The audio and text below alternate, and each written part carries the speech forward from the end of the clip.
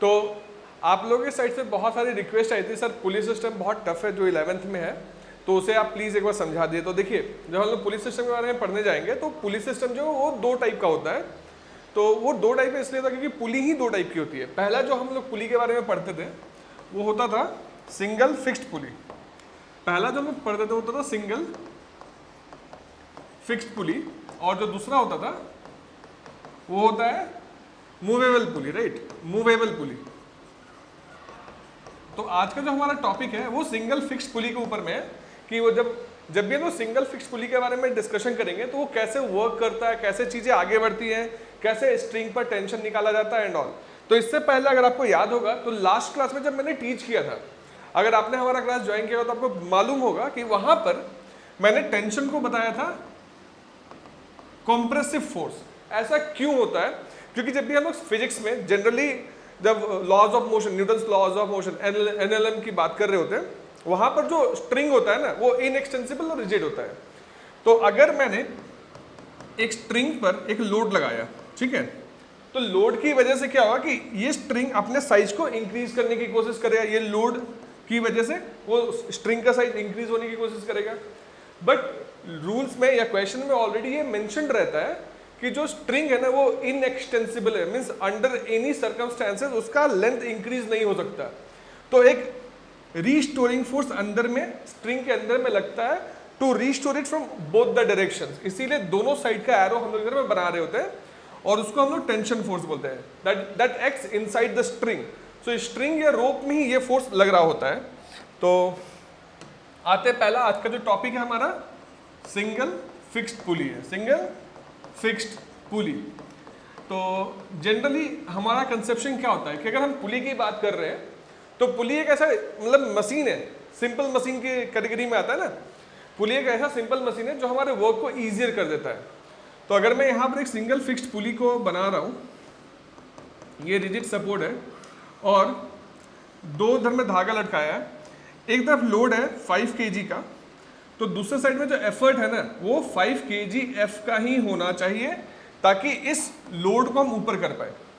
तो अगर आप सिंपली देखोगे, अगर मान लो मुझे नीचे से लोड को ऊपर खींचना है तो मैं ऐसे ऐसे करके ऊपर खींचूंगा, तो ये डायरेक्शन अभी जो मेरा फोर्स का एफर्ट का जो डायरेक्शन है वो अपवर्ड्स में, राइट।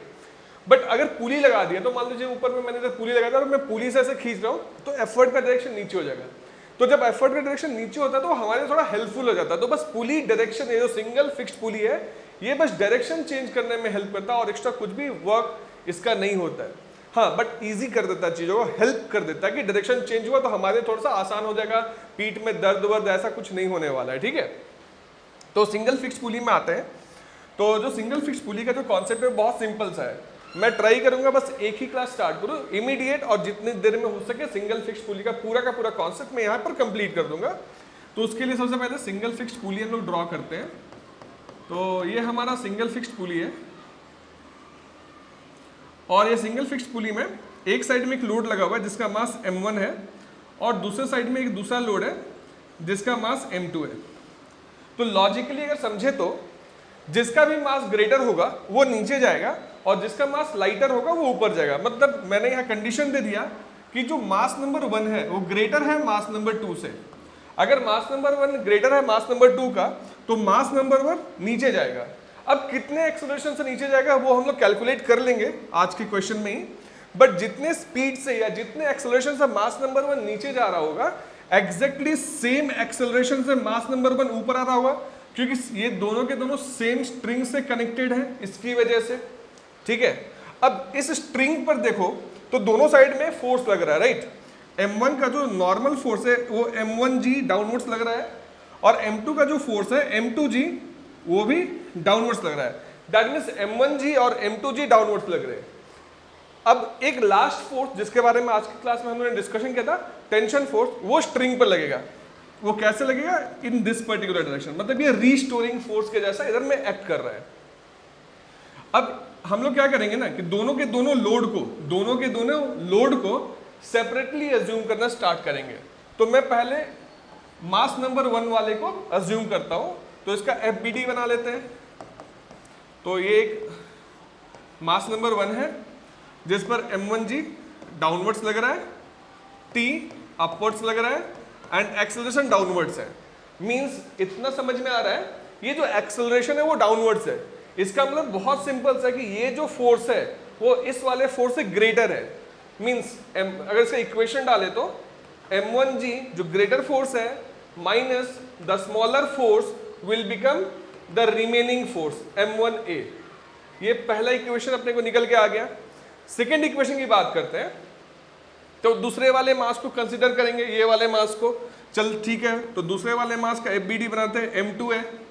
इसमें टेंशन T ऊपर की ओर लग रहा है, m2g नीचे की ओर लग रहा है एंड एक्सेलरेशन जो है वो ऊपर की तरफ में है।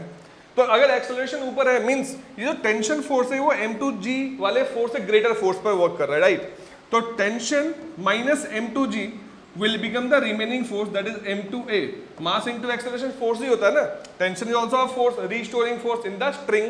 और m2g जो है हमारा वो acceleration due to gravity है। तो वो आपको समझ में आ रहा है कि हाँ ये सेकंड इक्वेशन अपने को मिल गया। अब हम लोग क्या करते हैं, ये दोनों इक्वेशन को m1a minus T is equal to m1g minus T is equal to m1a, ये हमारा इक्वेशन नंबर 1 था। और सेकेंड इक्वेशन था t minus m2g that is equal to m2a, ये हमारा सेकेंड इक्वेशन था। दोनों को सामने सामने लिख देते हैं।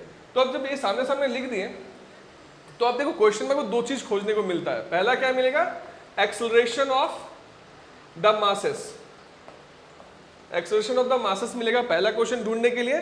सेकेंड मिलता है tension on the string, tension on the string, ये आपको सेकेंड क्वेश्चन मिलेगा ढूंढने के लिए। तो पहला एक्सेलरेशन ढूंढते हैं, इसके बाद वाले टॉपिक में टेंशन ढूंढा जाएगा। तो अगर हम इन दोनों को ऐड करें, एडिंग इक्वेशन 1 और 2, तो माइनस टी और प्लस टी तो मर जाएगा। अपने पास क्या बचा, m1g minus m2g is equal to m1a plus m2a। इन दोनों में से g कॉमन निकालिए तो m1 माइनस m2 हो गया, greater mass minus the smaller mass into g is equal to इनमें से a कॉमन निकालो, m1 plus m2 into a।